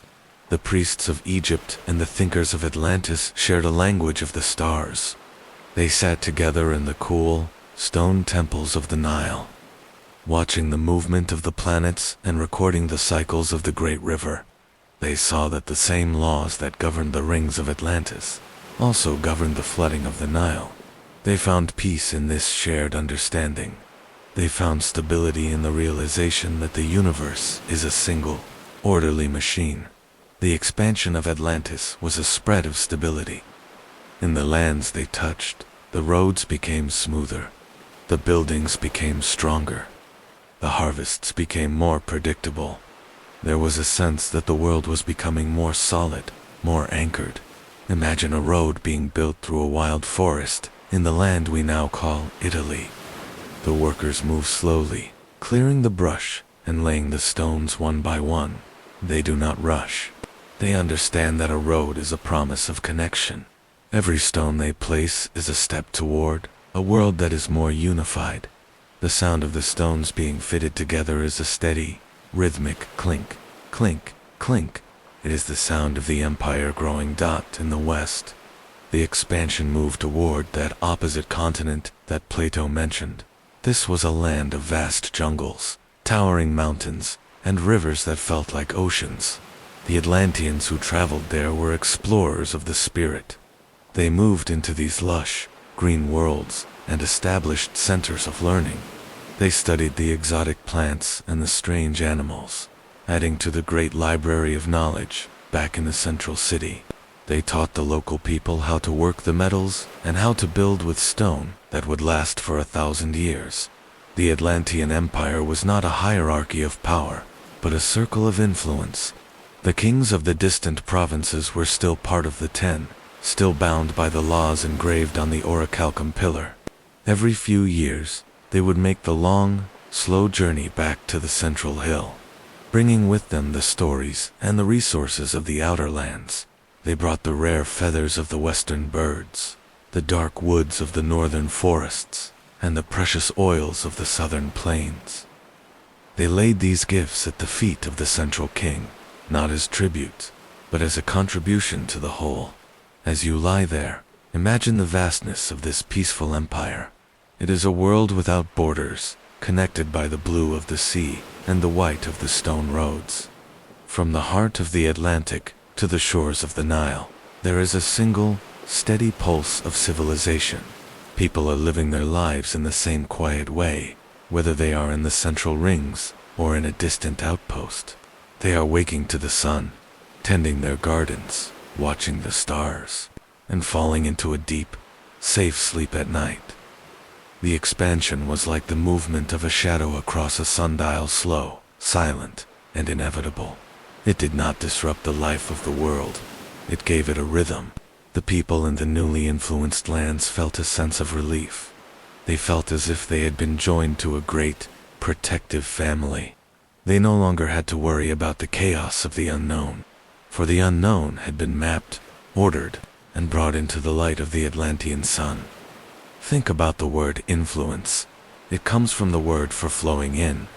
The influence of Atlantis was like water flowing into a dry field. It did not force its way. It was absorbed. It filled the low places, nourished the roots, and brought a green life where there had been only dust. It was a gentle expansion. It was a slow inhale of the world, drawing all the disparate pieces of humanity into a single, quiet breath as we moved deeper into the night. Think about how this expansion felt to an ordinary person living on the edge of the known world. Imagine a shepherd sitting on a hillside he looks down toward the coast and sees a new city rising. It is a city of white and red stone, built in the shape of a circle. He sees the ships arriving in the harbor, their sails glowing in the sunset. He feels no fear. He feels only curiosity and a sense of calm. He knows that these people bring with them a new way of observing the world. He knows that his children will learn to read the stars and to build walls that will not fall. He feels the stability of the empire reaching out to him, like a warm hand on his shoulder. The expansion of Atlantis was a triumph of the divine portion. It was the peak of their wisdom, the moment when their internal harmony was so great that it could not help but overflow into the rest of the world. They were the architects of a global peace. They were the keepers of the world's stillness. Every canal they dug and every temple they built was a monument to the idea that life should be orderly, beautiful, and calm. But this expansion also carried with it the seeds of its own end. As the empire grew larger, the center became further away. The silver thread of memory began to stretch. The divine portion began to be diluted by the sheer vastness of the world, but for many, many centuries, the balance held. The 10 kings remained brothers. The laws on the pillar remained sacred. The expansion continued, a slow and steady movement of the circles across the face of the earth. Imagine the map of this empire. It is not a map of countries, but a map of circles. One large circle in the center of the ocean, and dozens of smaller circles scattered along the coasts of the world. Each circle is a center of peace. Each circle is a sanctuary, and between these circles, the ships move back and forth, weaving a web of connection that covers the world in a soft, blue net. Breathe in the vastness of this world. Breathe in the air of a planet that is unified and quiet. There are no conflicts to resolve tonight. There are no boundaries to defend. There is only the long, slow expansion of your own relaxation. Your peace is moving outward, just like the influence of Atlantis. It is moving from your breath to your body, from your body to the bed, and from the bed to the room. We have spent so much time looking at the physical beauty of the island, the concentric rings of water, the golden temples, the glowing Orichalcum, and the vast, green plains. We have seen how the 10 kings ruled with a quiet, divine wisdom. But tonight, we are going to talk about a change. It is not a sudden change. It is not a violent change. It is a transition as slow as the movement of a glacier or the fading of the light at the end of a long summer day. We are going to explore what Plato called the gradual decline of the divine portion within the souls of the Atlanteans.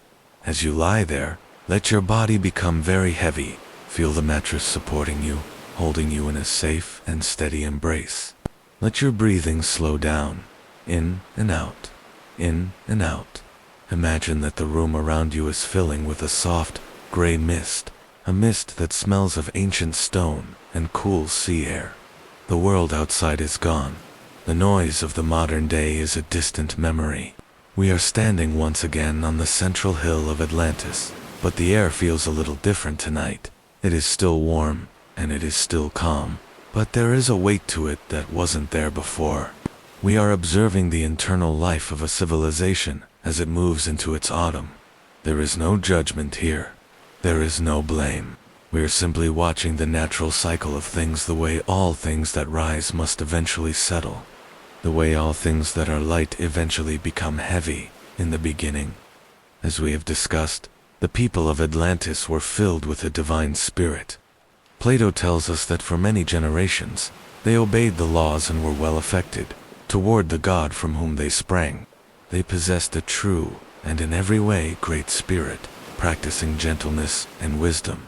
They did not care for their wealth. They saw their gold and silver as a burden, something to be managed with care rather than something to be desired. They were at peace with the world because they were at peace with themselves. But over time, this divine portion began to fade. It did not disappear all at once. It was like a clear spring that slowly becomes clouded with fine silt. The water is still there, but it is no longer transparent. It has become mixed with the earth. Think about that word mixed. Plato describes the decline as a process where the human nature, the mortal part of the soul, began to gain the upper hand over the divine part. The divine portion was being diluted. Imagine a drop of blue ink falling into a vast, clear pool of water. At first you can hardly see it. The water remains clear. But as more drops fall, very slowly, the water begins to take on a faint, hazy tint. It is a slow transformation. The people of Atlantis were still the same people. They still lived in the same beautiful city. They still walked the same stone streets. But the way they looked at the world was shifting. Their internal balance was moving, just a hair's breadth at a time, away from the center. As the divine portion faded, the people began to value external things more than internal ones. This is a very common human experience, and in Atlantis, it happened with the same slow regularity as the tides. They began to look at the gold on the roofs of the temples not as a reflection of the sun's glory, but as a measure of their own importance. They began to look at the 3 rings of water not as a sacred sanctuary, but as a fortress that kept them separate and superior. The Orichalcum walls still glowed with that red, fire-like light, but the people began to see it as a symbol of their power rather than a symbol of their history. The change was internal. The city was as beautiful as ever, but the eyes looking at it had become a little more restless, a little more filled with the weight of the world. In this part of our journey, we are observing a philosophical transition. Plato wasn't just telling a story about a lost island. He was talking about the nature of the human soul. He believed that we are all a mixture of the eternal and the temporary, the divine and the earthbound. In the early days of Atlantis, the eternal was in control. The people lived for the sake of virtue and friendship. But as the centuries passed, the temporary, the part of us that wants to own, to conquer, and to be seen, began to grow stronger. This is not a tragedy in our story tonight. It is a meditation on the nature of time. Everything in the physical world is subject to change. Even a civilization built by a god is not immune to the slow, steady pull of the human element. Imagine the Council of the 10 Kings. They still met every 5 or 6 years in the Temple of Poseidon. They still stood around the Orichalcum pillar and read the laws. They still wore their azure robes and sat in the silence of the night. But the silence was different now. It was no longer a silence of deep connection. It was becoming a silence of calculation. The kings were still brothers, but they began to wonder about the borders of their kingdoms. They began to think about the expansion of their influence. They were still wise, but their wisdom was becoming a wisdom of the mind, not a wisdom of the heart. The mixed nature was taking hold. They were becoming more human, and as they became more human, they became more restless. This restlessness is like a slow vibration that begins deep in the earth. You can't hear it at first, but you can feel it in the soles of your feet. It makes you want to move. It makes you want to change things that are already perfect. The people of Atlantis began to rebuild parts of their city, not because they needed to, but because they wanted to make them more grand. They added more decorations to the palaces. They made the bridges wider and more ornate. They spent more time thinking about how the city looked to the outside world. The simple, orderly beauty of the original design was being covered over by a layer of human ambition. It was like a fine layer of dust settling on a beautiful painting. The painting is still there, but the colors are no longer quite so bright. Breathe in the air of this changing world. It is a heavy air, filled with the scent of incense and the sound of construction. The people are busy. They are working hard, but they are no longer working with that same meditative calm we saw in the earlier parts of our story. They are working with a purpose, a goal. They want to be the greatest civilization the world has ever seen. They have forgotten that they were already the greatest because they were the most at peace. The focus has shifted from being to having. This is the decline. It is a move from the center to the edge.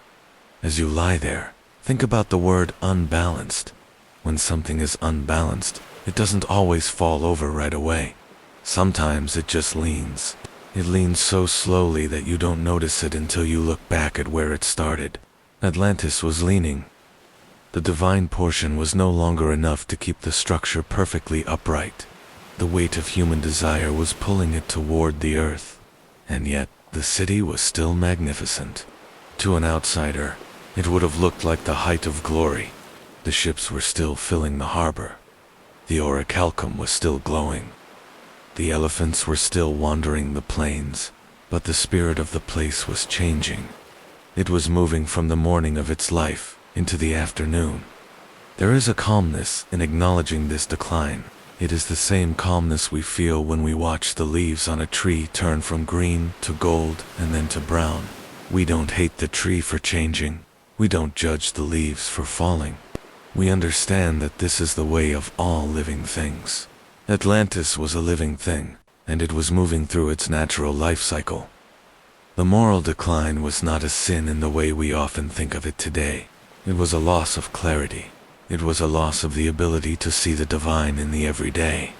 The people were becoming preoccupied with the surface of things. They were becoming distracted.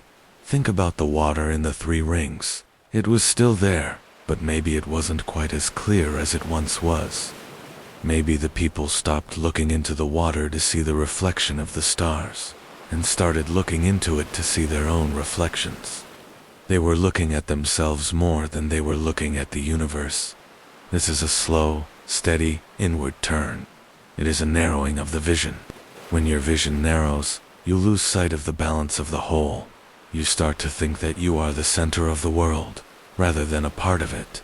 The 10 kings, once the stewards of a cosmic order, were becoming the masters of a worldly empire. The transition from divine to human is a journey into the weight of existence. The divine is light. It is like a breath or a thought. The human is heavy. It is like stone or gold. As the Atlanteans became more human, they felt the weight of their lives more. They felt the need to protect what they had. They felt the need to compete. The fear of loss began to creep into their hearts. When you have so much, you spend more time worrying about losing it than you do enjoying it. The peace of the island was being replaced by a quiet, underlying anxiety. It was a soft sound, like the buzzing of a fly in a far corner of the room, but it was there. It was always there. Plato says that when the divine portion began to fade among them, and the human nature got the upper hand, they then, being unable to bear their fortune, behaved unseemly.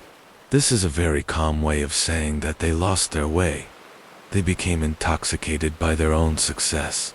They thought that their greatness was something they had created themselves, rather than something that had been given to them by the god of the sea. They lost their gratitude, and when gratitude is lost, the soul becomes hard. It becomes like the stone of the mountains, solid and strong, but cold and unyielding. We have spent so much time on the earth, walking the tricolored stone streets, drifting through the concentric rings of water, and looking at the glowing Orichalcum walls. But tonight, we are going to change our perspective. We are going to move away from the busy streets and the quiet palaces, and we are going to look at Atlantis through the eyes of those who watch from the highest heights. We are going to explore the assembly of the gods as they observe the world they helped to create. As you lie there, let your body become very, very heavy. Feel the mattress supporting you, a steady and solid presence beneath you. Let your breathing slow down, in and out, in and out. Imagine that the room around you is dissolving into a soft, white mist. This is not a cold mist, but a warm, bright one, filled with the scent of mountain air and ozone. We are leaving the earth behind for a moment. We are rising above the clouds, above the mountains of the north, and into the holy habitation that Plato spoke of, the place that stands in the center of the world and looks over all things. There is no noise here. There is no wind. There is only a profound and eternal silence in the dialogues of Plato. The story of Atlantis reaches a point where the gods can no longer ignore the change in the people. The divine portion has faded, and the human element has become too heavy. But the gods do not react with anger or haste. To a god, time is not a narrow path. It is a vast ocean. They have watched the rise and fall of countless stars. They have seen the birth of mountains and the drying up of rivers. When they look down at Atlantis, they see it with a sense of detached and solemn observation. They are like scientists watching a delicate experiment reach its natural conclusion. They are like gardeners watching a flower that has bloomed for a long time and is finally ready to return to the soil. Imagine the assembly of the gods. They have gathered in a great hall made of light and shadow. There are no walls here, only the infinite expanse of the heavens. In the center sits Zeus, the god of gods, the mind of the universe. He does not look like a man. He is a presence, a weight, a stillness. Around him, the other gods are gathered in a wide circle. Poseidon is there, his blue robes matching the depths of the ocean. He is quiet. He is watching the island he carved with his own hands.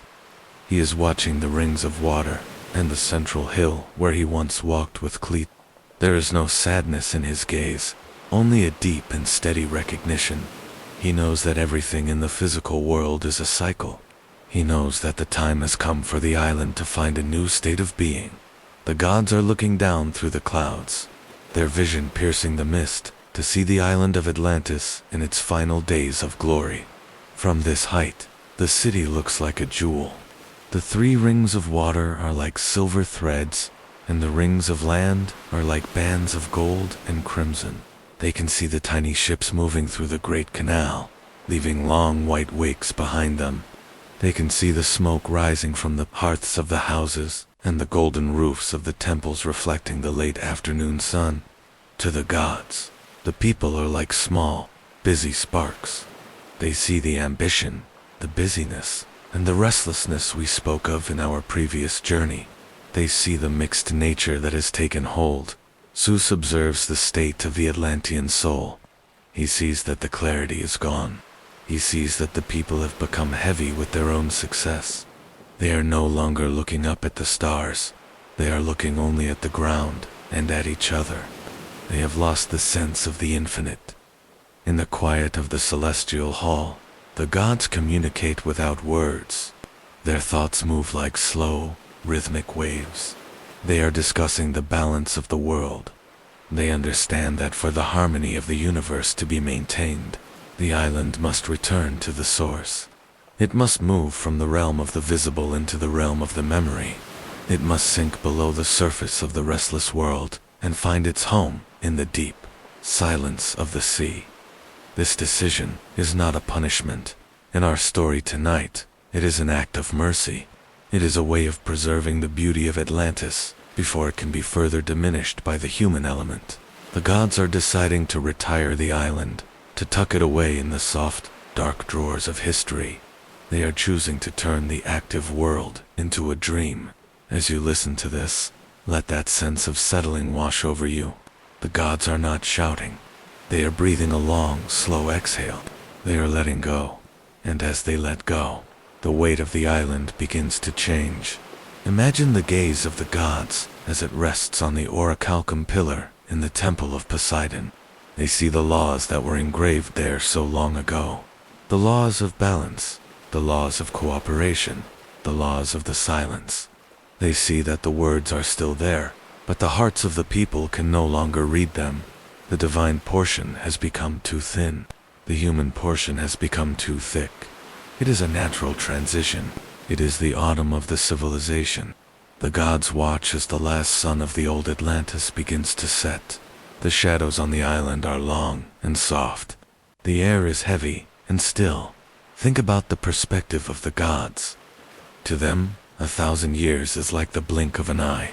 The entire history of Atlantis from the first stroke of Poseidon's hand to the final assembly of the kings is like a single, beautiful thought that is now coming to an end. There is no tragedy in the end of a thought. There is only the peace that follows it. The gods are preparing the silence. They are preparing the space for the next thought to begin. But for now, they are staying with this one. They are honoring the beauty of the circles and the richness of the soil. They are remembering the elephants in the forests and the dolphins in the rings. As you lie there, feel the stillness of the celestial hall. It is a silence that goes on forever. There is no ticking of clocks, no rustling of paper, no sound of voices. There is only the presence of the infinite. Breathe in that silence. Let it fill your lungs, and then leave them, taking with it any remaining tension. You are part of the observation. You are looking down at your own day, your own life, with the same detached and peaceful gaze as the gods. You see the busyness, you see the efforts, you see the successes and the failures, and like the gods, you are choosing to let them all go. You are choosing to let them sink below the surface of your consciousness. The assembly of the gods is a meeting of the elements. Hera is there, the spirit of the air, watching the clouds as they move slowly over the northern mountains. Athena is there, the spirit of wisdom, looking at the architecture of the city and the order of the plain. Apollo is there, the spirit of the light, watching the last rays of the sun as they touch the silver roof of the temple. They are all in agreement. The time for action is over. The time for rest has begun. The island of Atlantis is ready to become a legend. It is ready to become a story told in the quiet of the night. It is ready to become the deep, blue silence of the ocean. Imagine the god Zeus speaking. His voice is not a sound. It is a vibration that moves through the entire universe. It is a slow, steady hum that resonates in the bones of the earth and the depths of the sea. He is calling for the transition. He is calling for the waters to rise and the land to settle. But the movement is so slow that the people on the island do not even notice it at first. They are still walking their streets, still eating their meals, still watching their stars. The change begins in the spirit. The air becomes a little thicker. The water becomes a little heavier. The ground becomes a little more receptive to the weight of the city. In this part of our story, we are standing on the threshold of the deep. We are watching the transition from the physical to the ethereal. The gods are the witnesses to this transition. They are the ones who ensure that nothing is lost, only transformed. The beauty of Atlantis is being moved from the surface of the world to the heart of the world. It is being tucked away where it can never be harmed, where it can never be changed, where it can stay perfect forever. The sinking of Atlantis is the ultimate act of preservation. Think about the word settling. When you settle into your bed, you are moving from activity to rest. You are letting your weight be taken by the mattress. Atlantis is doing the same thing. It is settling into the bed of the ocean. It is letting its weight be taken by the deep, blue water. The water is not its enemy. It is its father. It is returning to the arms of Poseidon. The rings of water are expanding, reaching out to meet the great ocean, until the boundaries between the city and the sea begin to blur. The gods continue to watch. They watch as the first thin layer of water begins to wash over the outermost wall. It moves slowly, like a gentle tide. It doesn't knock things over. It simply covers them. It covers the brass wall. It covers the gardens of the outer ring. It covers the bridges and the tunnels. The water is a soft, blue blanket, tucking the city in for the night. The people in the city feel a sudden sense of peace. They stop what they are doing. They look at the rising water and they feel a deep, inexplicable relief. They realize that they no longer have to be ambitious. They no longer have to be busy. They can finally rest. Breathe in the peace of the rising water. It is a cool, quiet peace. It is the peace of the deep. The light of the sun is fading now, replaced by the soft, blue glow of the water. The golden roofs are sinking. The silver walls are sinking. The Orichalcum pillar is sinking. They are all moving down into the silence. As the stars continue their slow and eternal rotation overhead, we find ourselves at the final threshold of our journey together. This is the last chapter of the story we have been telling. The final moments of a civilization that has lived within our minds for these many nights. There is a profound stillness in this realization. A sense of completion that settles over the heart like the first light snow of winter. We are standing now at the very end of the history of Atlantis, watching as the boundary between the earth and the sea begins to dissolve. There is no urgency in this moment. There is no sound of alarm or the rush of panic. Everything is moving in a slow, rhythmic accord with the will of the universe. The island is ready to rest. The water is ready to receive it. And as you lie there, feeling the weight of your own body settling into the mattress, you can feel the same readiness within yourself. You are ready to let the story go. You are ready to drift into the deep, dark silence that follows the end of all things. Imagine the outermost ring of Atlantis. The great brass wall, which once glittered so brightly in the midday sun, is now cool and dark under the shadow of the rising tide. The water of the Atlantic does not strike the wall with violence. It does not crash or break. Instead, it rises with the steady, quiet patience of a long-held breath. It inches up the side of the brass, covering the engravings of dolphins and sea gods, turning the metal from a bright gold to a deep, muted bronze. The water is cold and clear, and as it reaches the top of the wall, it spills over the edge with a sound like a soft, continuous sigh. It flows down into the first ring of the city, filling the gardens and the walkways, washing over the benches where the people once sat to watch the ships. The plants do not struggle. The flowers of the island, the night-blooming jasmine and the lilies, bow their heads beneath the surface of the water, their petals drifting away like small, pale ghosts. The water moves deeper into the city, following the paths of the canals we once explored.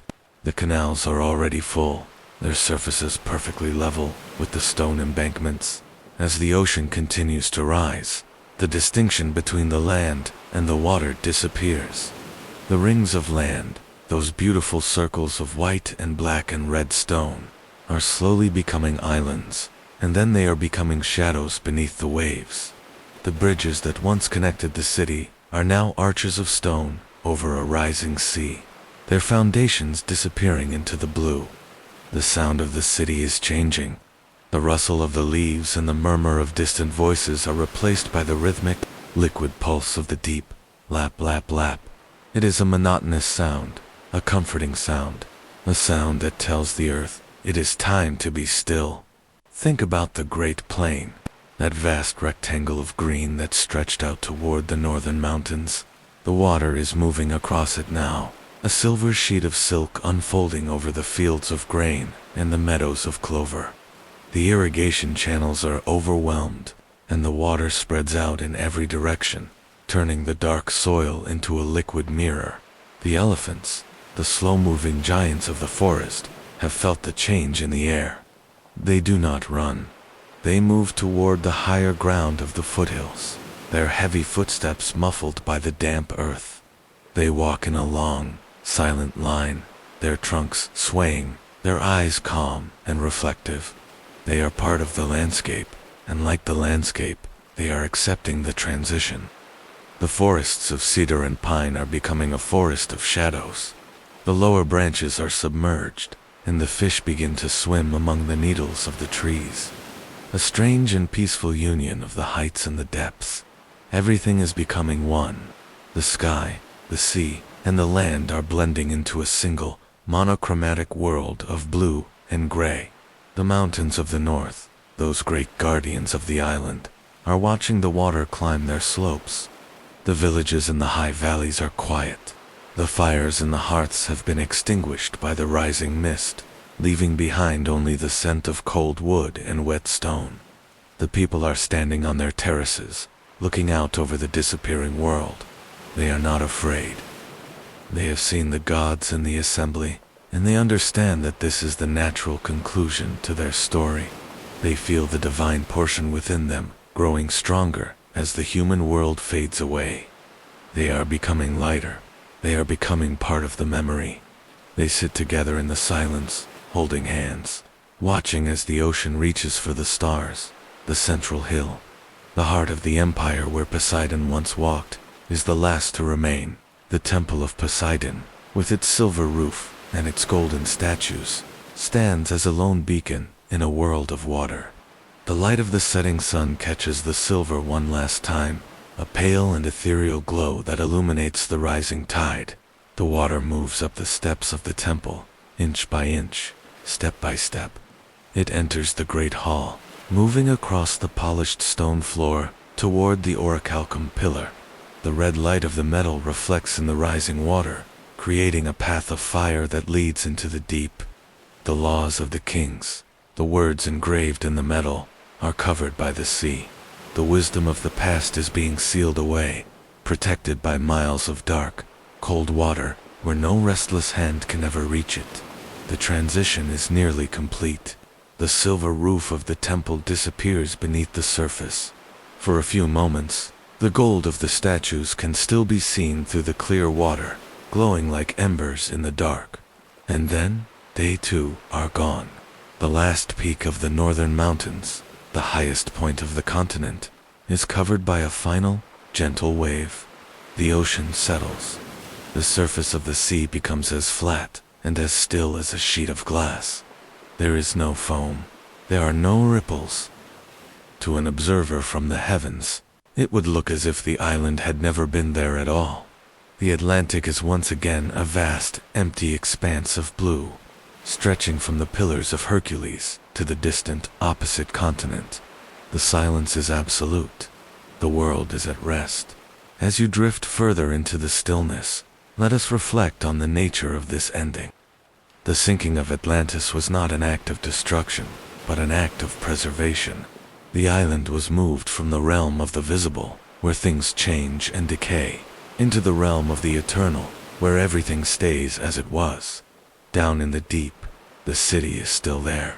The rings of land and water are still perfect. The Orichalcum still glows. The elephants still wander through the submerged forests. But it is a world of shadows, a world that exists only in the spaces between thoughts. It is a memory held by the sea, a story that the waves whisper to the shore in the middle of the night. It is a part of the earth's hidden soul, a place of total and unshakable peace. Think about the passage of time, 1,000 years, 10,000 years. The surface of the ocean changes. Storms come and go. The tides rise and fall. Ships sail over the spot where the central hill once stood, their crews unaware of the majesty that lies beneath them. But the city doesn't care. It is beyond time now. It is in the long, slow exhale of history. It is resting in the cradle of the deep, protected by the silence and the cold. And like the city, the thoughts you had today are beginning to settle. They are sinking down through the layers of your consciousness. Past the worries and the tasks, down into the soft sand of the dream world. They are becoming part of your own hidden history. They are becoming still. Everything in this world is a circle. The rings of Atlantis were a reflection of this truth. What rises must fall. What is born must rest. What is spoken must eventually become silence. We have walked the full circle of this story, from the first stroke of Poseidon's hand to the final descent into the sea. We have seen the gold and the silver, the wisdom and the decline, and now we are back at the beginning. We are back in the silence. We are back in the dark. There is a great comfort in the completion of a circle. It means that everything is whole. It means that nothing is missing. The story is finished, and because it is finished, it is perfect. It cannot be changed. It cannot be lost. It is a permanent part of the night. Breathe in the silence. It is a heavy silence, like the pressure of the deep water, but it is a weight that feels like a hug.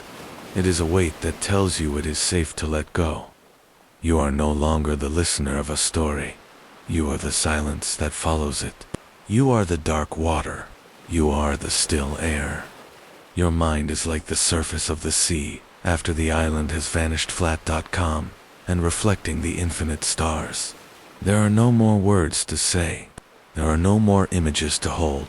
The geography of Atlantis is now the geography of your sleep. The concentric rings are the layers of your rest, pulling you deeper and deeper into the center, into the heart of the stillness. The history of the world is long and filled with forgotten things. There are cities under the sands of the desert, and there are empires hidden beneath the roots of the jungle. But Atlantis is the most peaceful of them all, because it chose the water. It chose the element of dreams. It chose the place where everything is weightless, and everything is slow. As you fall asleep, you are joining that forgotten world. You are becoming a part of the long memory of the earth. You are drifting past the pillars of Hercules, out into the vast, blue unknown. But you are not lost. You are exactly where you are meant to be. You are in the heart of the night. The lost continent is found in your rest. The journey is over. Good night.